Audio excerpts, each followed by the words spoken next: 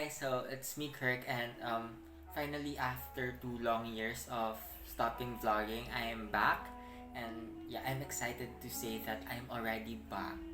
Yes, and for today's video, since it's my first upload after 2 long years, I wanted to actually try, or I thought of creating a day in my life video or a vlog, but instead of just a day in my life, I decided na I'll try something new for this vlog. So, I saw an article on Facebook and the topic just seemed so intriguing and it's kind of unnoticed. So, I want to try to raise awareness about the different issues in our country, including this topic that I want more people to know and learn more about. And with this, I am proud to announce that I'll be presenting a new series here on my channel na I hope ay may upload ko that specifically talks about heated topics, heated issues at kung ano-ano pang may init na mga balita na dapat nating pag-usapan ngayon. Maliban sa chismis kasi para sa daily vlogs yun. For our pilot series on this series, For this pilot episode on this series, I'm styling as Anong Issue Mo? One of the first few topics I've prepared and one that I am very much interested to talk about is the construction of Kaliwa Dam in Sierra Madre. So, disclaimer lang baka nakikita niyo akong tumitingin sa gilid ko. So, I have my notes here so I can make sure na factual information pa rin yung sinasabi ko dahil mamaya pag wala akong basis, magmema tayo ng masabit. And ayaw naman natin mangyari yun. So, let's start off with me introducing the topic. So, ayun na nga, the construction of Kaliwa Dam in Sierra Madre. So, what's so intriguing about this? Well, just last month or the last few weeks, most areas of Luzon experienced the wrath of Typhoon Jolina. And if wala ka man sa Luzon or napapanood mo to 1 year later or 2 years later after kong i-upload tong video, which I hope ma-upload ko talaga, most of us living in the Philippines have experienced typhoons, flooding, yung baha, mahina man o malakas yung ulan. And it makes me think, now what could have happened if there wasn't a Sierra Madre blocking the strong winds of the typhoons and weakening the strong rains? So if you don't know, Sierra Madre is a very vital mountain range in Luzon as it provides natural barrier in times of typhoons, like it weakens them. So if gagawin ng dam yung area kung nasan yung Sierra Madre, which may be highly destructive to the environment and also to the mountain range and everyone in the country, can we still consider that it would be doing more good than harm sa atin? So if you still haven't made up your mind on why this project should be stopped once and for all, then I shall convince you furthermore. Many also claim that the project is illegal given that the site of the project is within the NIPAS or the National Integrated Protected Area System, where it is recognized to now be a national park and wildlife sanctuary. So in short, hindi dapat pwedeng galawin yung area na yon. And aside from those, here are a few of my reasons on why dapat itigil yung construction. So first, inhabitants and barangays near the area of the project will be affected.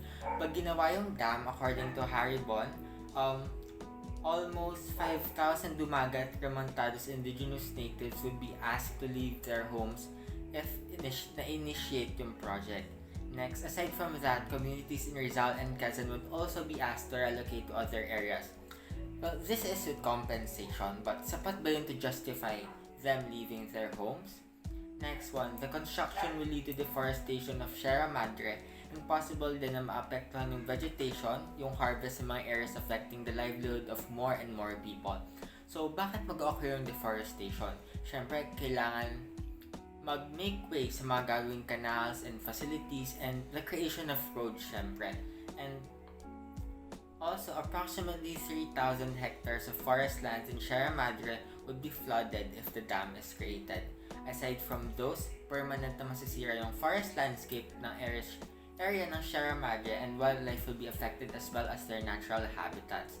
So, from the report submitted to DENR, EMB, by MWSS or the Waterworks something, the ones responsible for the construction of Kaliwa Dam, there would be potential environmental problems. So, pwedeng mabago nga yung forest landscape and these may affect the natural habitats of species. And additionally, the creation of dam would lead sa mas mababang quality ng water, and there's also a possibility na it would cause sanitary problems in the future. So, wouldn't that be ironic na magpapagawa tayo ng dam para maayos yung water problem sa Luzon? Then, it would just lead to deteriorated water quality. Next, hindi lang naman tao yung madi-displace. Even endangered animals or fauna ang madi-disturb, and this may also cause to certain extent deaths of these species.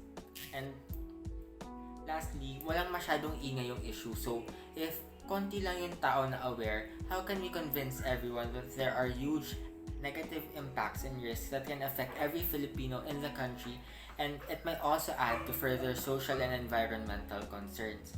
So, first, conflicts in the usage of water and loss of food source might occur sa mga barangays near the area, and if na-construct yung dam, given the damage that it may cause to the environment, significant income in Quezon would be lost due to the loss of ecotourism in the location, and the irrigation systems in Infanta will also be largely affected. And according to the spokesperson of Stop Kaliwa Dam Network, the project site is within the zones of two active plates, both from the Philippine Fault System and the Valley Fault System. So, if you don't know these, one yung nagaganon pag may earthquake, And lastly, this will only add new debt which the country does not need, since the Kaliwa Dam will be financed with the assistance loan plan of the government of China. And kung ganun na lamang ang mangyayari sa Sierra Madre with the construction of Kaliwa Dam, we might just see more and heavy flooding in the country, and more lives will be at risk. So lahat tayo apektado dito, dahil once the environment is affected, we are also affected. And given the reasons that the mountain range serves as a primary typhoon barrier in weakening the impact of typhoons, I think it's time na gisingin natin ang sarili natin that this problem should be fixed, and everyone should be aware of it, because every life is at risk. And from what I read naman, there are still many alternative solutions if we want to fix the problem of water sources in Luzon. Now, let's take a look sa mga comments ng ating mga netizens sa Facebook. So, usog ako para mag-post ko dito. Editor. According to this comment, one is the faster production for expansion of services on water distribution. So, according dito, Maynilad was doing low production of clean water. Therefore, umaapaw yung dam, so nagpapakawala ng water yung dam. Since hindi nga ganun kabilis yung machines to cleanse the water. So, why not na mag-focus tayo dun sa faster production para makapag-expand din ng service and maayos yung water problem dito sa Luzon. And after nyan, lastly, in this series, we don't just talk about issues or only give awareness. Here, we also talk about possible solutions on what we can do to fix these problems of society. So, what can we do to stop this construction of the dam? So, as students and as part of the youth, awareness and education really matters. So, it's about participating in discussions if you're knowledgeable, and educating yourself first before you participate in those discussions. So it's very important to speak up. Sa social media naman, you can share articles about the construction of Kaliwa Dam, so even your friends can be aware, even your family, diba? And if gusto mo pa mag-contribute, and then you can make a compilation of factual and reliable information, and you can educate others with this information. Just make sure that this is factual.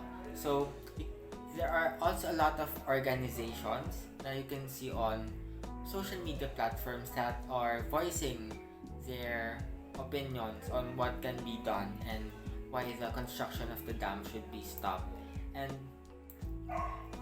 what we can also do is we can create or join youth organizations and establish awareness through this organization.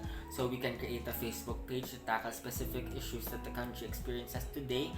Dun sa Facebook page, you can post PubMats that look back on the history of the country, pwedeng related sa mga issues before, and pwede din tayo magkaroon ng reflection and commentaries from different Filipinos about the issues we're experiencing today. And there can also be posts like infographic about the specific issues concerning the people, why it is important to know, what solution can be done.